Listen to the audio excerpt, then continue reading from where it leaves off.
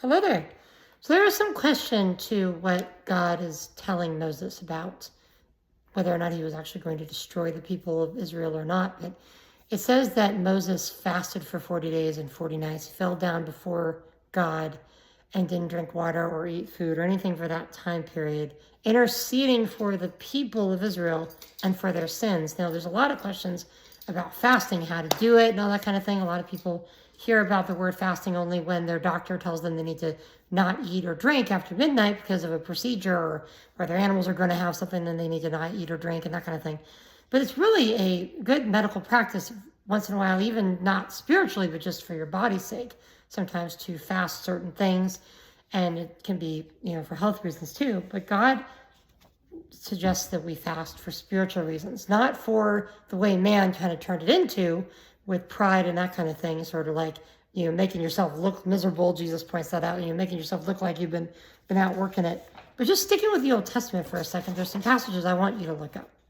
Isaiah chapter 58, the first 12 verses, talks about fasting, talks about how it should be done with humility, seeking God's face, but also God's desire is for freedom for people, freedom from bondages, freedom from all sorts of things that are holding them down and holding them back, as well as feeding the poor, taking care of the widow and the orphan. All of these things are Old Testament concepts. It's not new. Jesus didn't preach something new. He was elaborating. He was expounding upon the things that God already told Israel and told the people.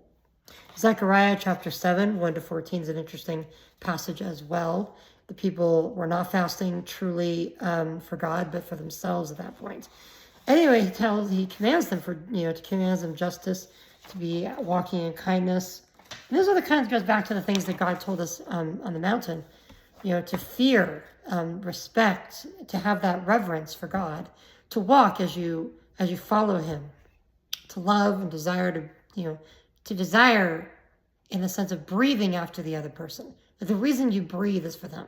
Love God like that. And then serving him daily, and then keeping his word and protecting it, preserving it, guarding it with your life. And the idol thing really gets me. It's like, God doesn't want you. Would you be okay if you were in a relationship with a girl or a guy and they said, well, I'm going to date you, but I'm also going to date this other person as well. And I know that there are people that do that. I would have a problem with that. I would want to be very much, just you.